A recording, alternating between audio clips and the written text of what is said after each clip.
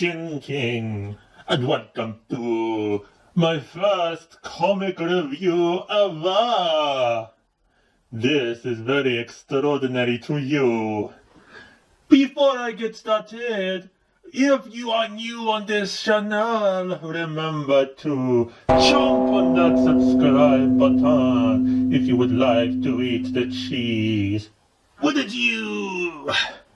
This is a new series which I hope to be regular and very popular to me. I have a load of comics lying around that I have yet to read, and I have seen videos by my golden munchin, Matilda Garfica. Iwadi, you did it to me. She does her thoughts on a comic book every so often, and I thought I could do something similar. I figured Batman Year 1 would be a nice place to start indeed. You like Batman, don't you? Year 1 was originally released in 1987 as a 4-issue series resulting from a DC revamp called Crisis on Infinite Earths, designed to solve the contradictions and complications and confusion for readers because of the DC Multiverse. Very complicated to me. Therefore, many of the characters in the DC universe had their histories rebooted. Batman was not affected greatly by the reboot, as his comic was not relaunched, like Wonder Woman's, for example. However, he was still given this updated origin story. This was written by Frank Miller, who also previously wrote the iconic The Dark Knight Returns, I believe the year prior, and as part of that contract, he was required to write this Batman origin. This version that I have, I believe, is the 2007 re-release of a 2005 deluxe edition, which coincided with the release of Batman Begins, the movie. It includes introductions by the writer Frank Miller and the artist David Mazzucchelli, as well as dozens of bonus pages which include initial drawings, rough sketches, original artwork, and even extracts of the original script. First of all, the cover.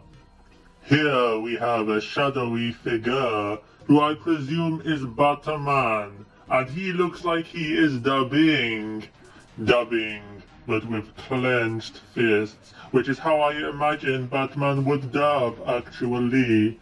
Rather simple, just two colors mainly, black and red contrasting the plain whites in the eyes. Of course, he has his pointed ears and his zigzagged capes. Are bat wings really zigzagged to this extent? This seems pretty extreme. And also, bats aren't completely black, are they? I know later on he isn't all black. Most of his costume is actually grey, but it's interesting that they never decided, to my knowledge, to have any shades of brown on the costume like most bats that I've seen in my cave. They are called flying rodents after all, even though they're not actually related to rodents apparently. But in the movies, he's mostly just black, even the body as well as the cape. But anyway, but the cover looks spooky and mysterious for sure, which is what I imagine they were going for. It says Frank Miller at the top and David Mazzucchelli with Richmond Lewis, who was the colorist. And it seems that they didn't care to mention the letterer, who was Todd Klein. And the title Batman Year One, bringing him back to his beginnings. What I interpreted from this title is that we would see the origin of how Bruce Wayne became this crime-fighting vigilante, of course his parents' death, and how that affected his mindset and affected him emotionally, and how that propelled him to fight crime in his city. I expected, I think, to see his training, how he learned the martial arts and skills he would need to become Batman, and what moral code he decides to abide by. We'll see if we get any of that. Now, the first page really sets the tone for the comic. We have a news article extract from a paper called The Crime Blotter, which summarizes some of the bad occurrences that have been going on in Gotham, such as a donut shop heist, taken place right in front of a load of police officers, one of which a police sergeant, who it is implied was bribed by the perpetrator to let him get away. And the reporter writes that the sergeant's girlfriend conveniently then got an $8,000 surgery. I mean, 8,000.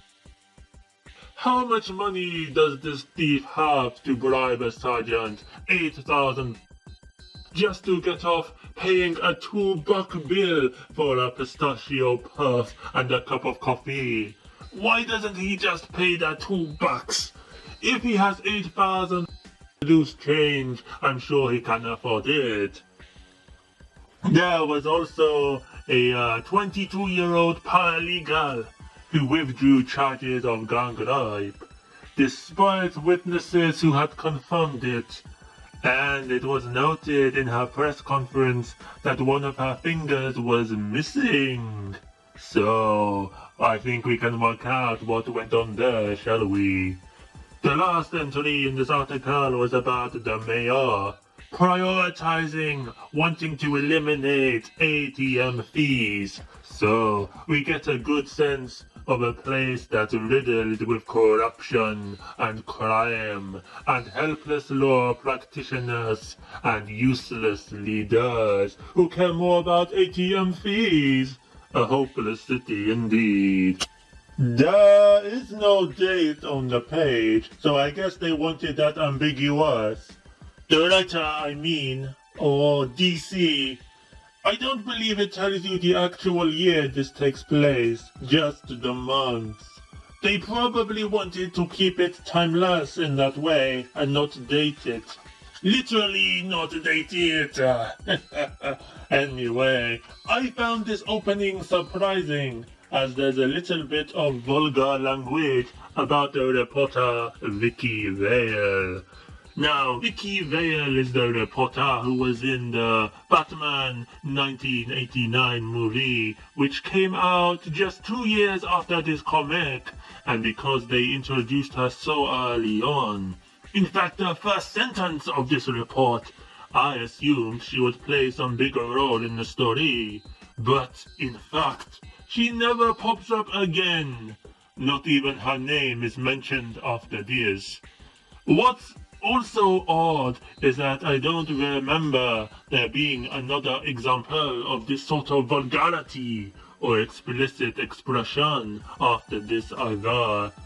And I thought the reason they included this early on was to show that this would be an R-rated comic, so watch out.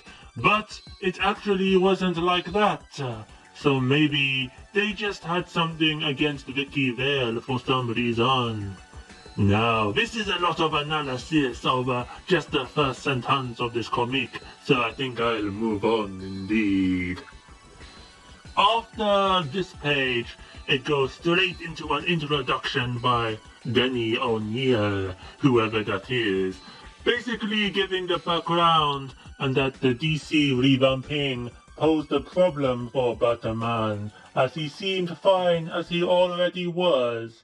And so it was decided not to change his origin, but to improve it, to give it greater depth and complexity, a modern retelling of the character. And then, after this intro, we get our first physical depiction of any characters, and quite appropriately we see a young Bruce kneeling over his dead parents, the key moment in his life which led to him becoming the Fat Man. Now, I will go into the story and try to keep it as brief as I can remember to. I won't be able to go through every page as it's fairly long, being 4 issues in this trade paperback version. I initially intended to make this just one video per this comic, however, I tend to ramble on a lot, so I think I would split it up. I would make this video just on part 1, and maybe the next video will just be part 2, or maybe part 2 plus part 3, and maybe I will do another video on part 4, and my summary, my overall feelings, my overall thoughts on this comic.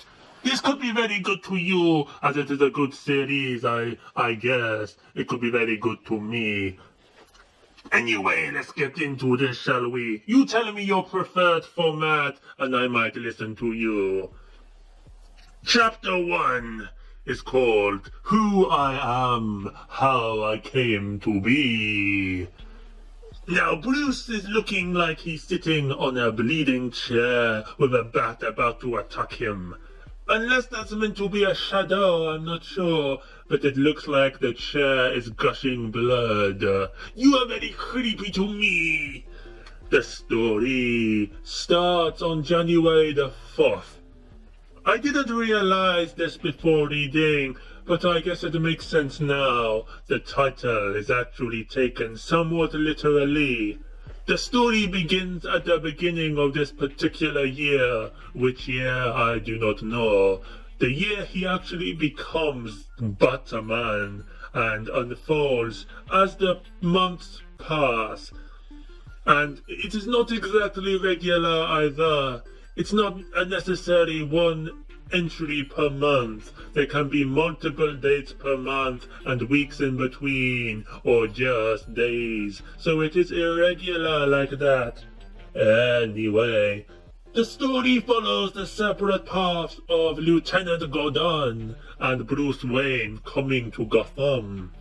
Gordon not at all looking happy about it, arriving by train, and wishing he was in a plane as he could pretend Gotham actually looks civilized. And, ironically, arriving by plane we have Bruce Wayne, wishing he had taken the train in order to see the enemy. We're told Gordon hopes that his wife's tests came back negative, as he recognizes Gotham is no place to raise a family, which makes me wonder why he even decided to come to Gotham. He's clearly not ignorant as to what it is like.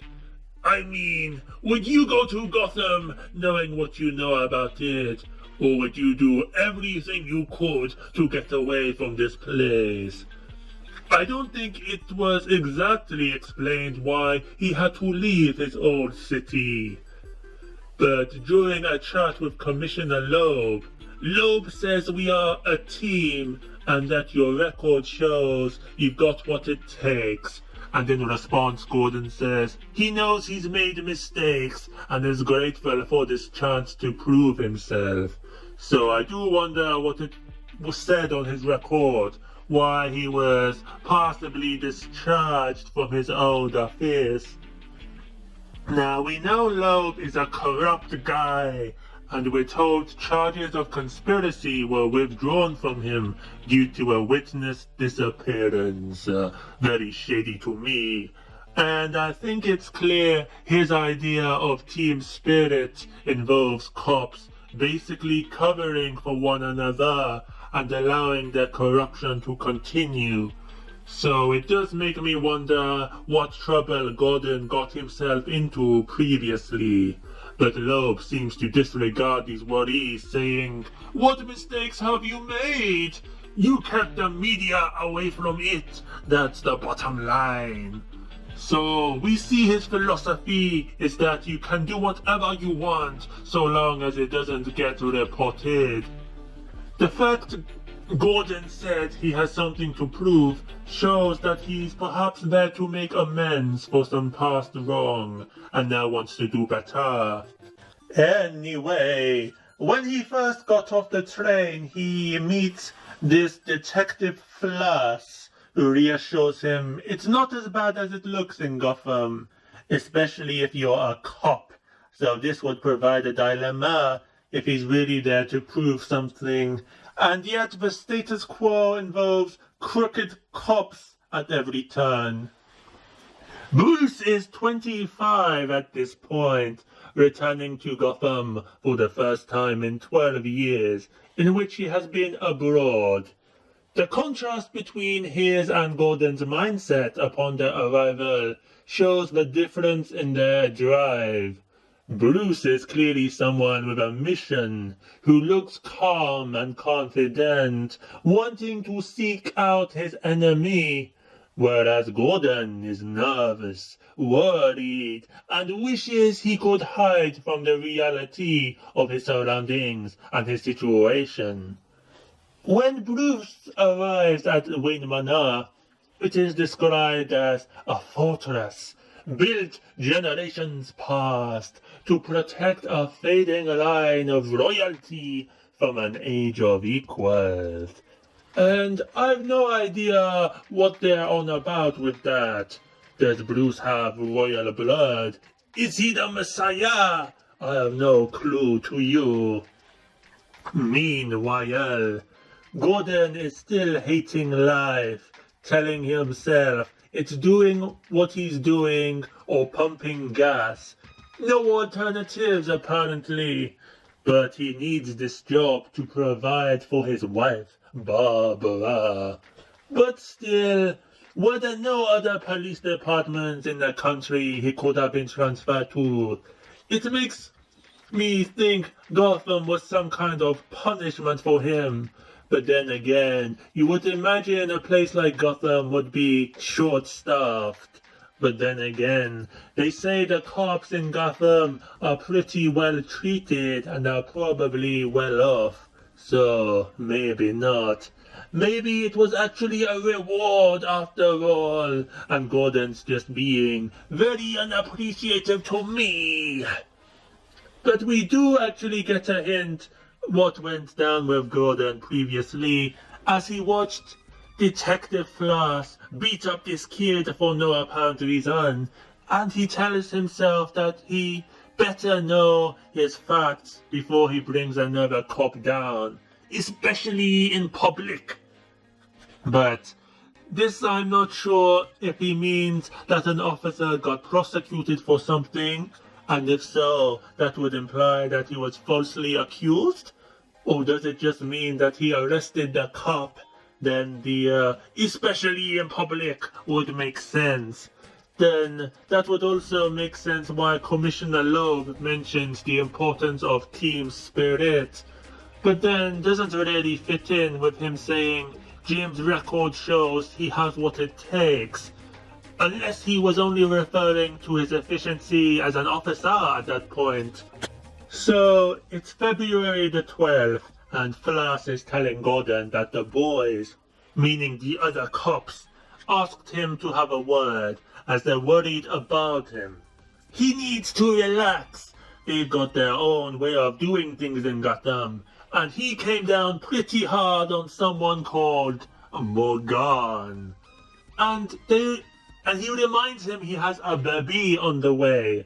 So we know this is the thing Gordon wasn't exactly excited about. And yet, despite the reality of it, and that he would need to provide for the baby, and would need to be more financially stable, he has decided to take a stern, no-nonsense sort of approach to his work in Gotham.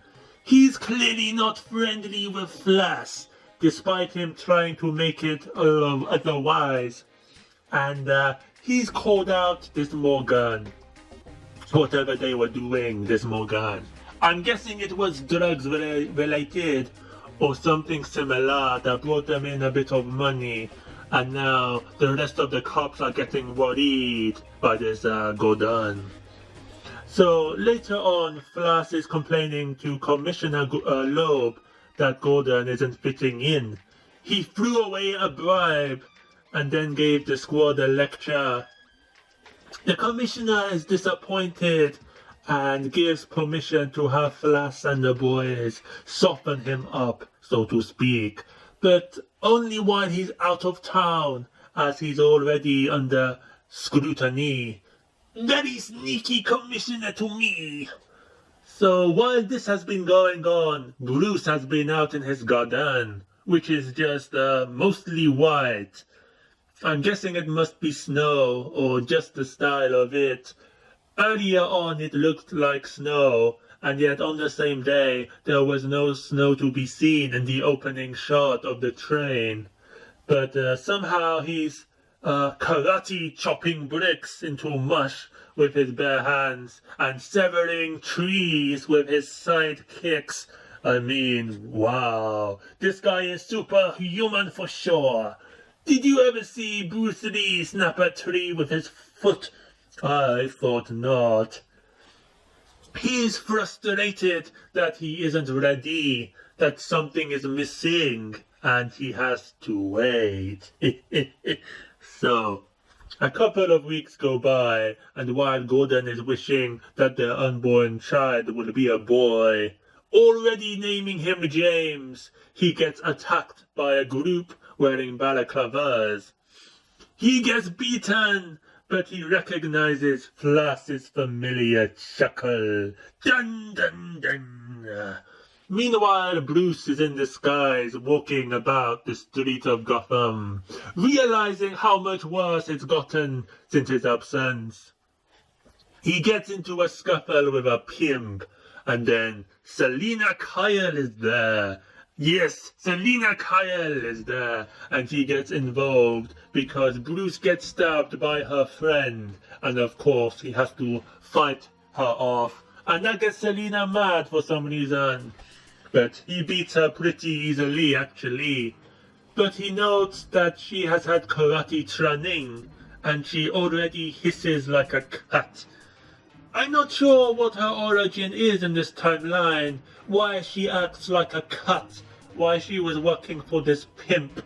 I'm assuming the only origin I'm familiar with of hers is from Batman Returns and the Catwoman movie in the early 2000s, which were both pretty similar, actually. The Dark Knight Rises didn't really give an explanation, I don't think, though she didn't really act like a cat. She was mainly just dressed as one, and even then just barely. They gave her some pointy ears, but in this she has really short hair, shorter even than Halle Berry's as Catwoman. More like a male haircut, which is interesting to me.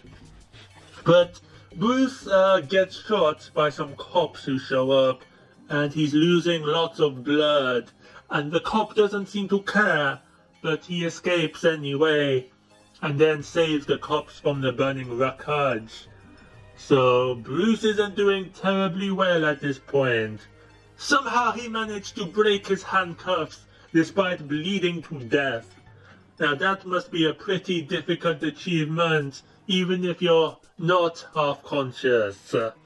It must be Bruce's superhuman strength again to break these handcuffs, or the police need to invest in decent material next time. But Gordon has tracked down Flash and basically gives him a good beating. Nothing too serious, just enough to keep him out of the hospital. So Gordon can be somewhat vengeful too, a bit of a ruffian when he wants. We know that he's had combat training, as he knows Flash has had Green Beret training, And despite him being bigger than Gordon, he still took him down. So that's something I wasn't aware of about Gordon. I didn't know he was particularly competent in combat without use of his gun. I don't know if that's something they included new in this comic or if it was already established. It might be nice to see that represented in the movies also, although he's thrown a lot of punches in the Fox series called Gotham, but that's a completely separate, reimagined thing. Its own universe, you could say. So, he doesn't do everything exactly by the book at this point, but as he's in Gotham, surrounded by corrupt cops, and his own commissioner wants him roughed up, that's not something he can exactly do at this point. And then for some reason he takes off his clothes and handcuffs him by the side of the road. That is Flash's clothes, not his own, of course. I don't know why this part was necessary, but he could get seriously some frostbite out in that cold. You know, hypothermia can kill, right, Gordon? Anyway, Bruce is back in his mansion, talking to a statue bust of his dead father, asking him what he needs to use to make them afraid. He recognizes he has wealth and a huge cave that would make a perfect headquarters, and a butler with training in combat medicine. Something I also didn't know about Alfred. Does everybody in Gotham have some sort of combat training? Even the butlers? What about the chefs in Gotham? Do they have training in combat cooking? Do the barbers all have training in combat haircuts? Do the science teachers have combat chemistry training? I'm surprised there's so much crime in Gotham, when even the local librarian might use her combat comprehension training to wipe you out. Anyway, he has everything but patience, he says. He has waited 18 years. And then we get a flashback of them walking back from the Mask of Zorro and his parents getting killed that fateful day. Now, first of all, if it's been 18 years and he's 25 now, that would make him 7 when his parents died. Now, I always thought he was a bit older than that. Maybe 10 or 11, even 12. He certainly looked older than 7 in all the movie versions. In fact, even in this comic, I wouldn't have guessed he looked like a 7-year-old from what we see of him. But next moment, all of a sudden, a bat comes crashing through the window and sits on his father's head and stares at him. Bruce recognizes it, says it frightened him as a boy, and then just like that, he decides to become a bat. He rings his little bell to call for Alfred before he bleeds to death. And that's the end of chapter 1. Do bats usually just come flying through people's windows? Seems definitely random to me. Are they even strong enough for that? I think Bruce needs to invest in some double glazing for sure. Although it's pretty lucky for him that he didn't, because Bruce was feeling quite suicidal at this point, saying he might have to die rather than wait another hour for this stroke of inspiration. It's a good thing he's not an artist. Has Bruce only seen a bat twice in his whole life, or can he actually recognize this particular bat as the one he's seen before? Also, who just suddenly decides they're going to become a bat, just like that? Besides, just because something frightened him as a boy doesn't mean it's going to frighten all these thugs and gangsters and criminal masterminds as grown adults. And maybe They all have their own fears. Snakes or spiders are quite common. Why didn't he try out those? Choose something that is universally feared rather than just what used to scare him and just pray that it frightens others now. What about death? Everybody is afraid of death. He could have dressed as the Grim Reaper and carried around a cool scimitar. See? I didn't have to wait for some creature to crash through my window to think of something. And he does realize he can't actually turn into a bat, doesn't he? Or is he trans? Bruce Wayne is clearly trans species to me. I will become more than just a man. Bruce, do you really believe you can become a bat? Won't you just be a man running around in a silly costume pretending you're a bat at a Halloween party? Trick or treat?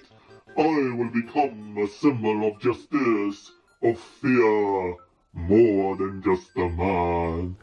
But Bruce Wayne, you cannot be a bat. You don't have wings. I will have wings. I will fly. I will soar. But the bats have forearms that are embedded in their wings. Will you do this too? I need my arms for punching. Bats do not punch, Mr. Wayne. I devote myself to an ideal. I am a bat. Part 2 coming soon. Thank you.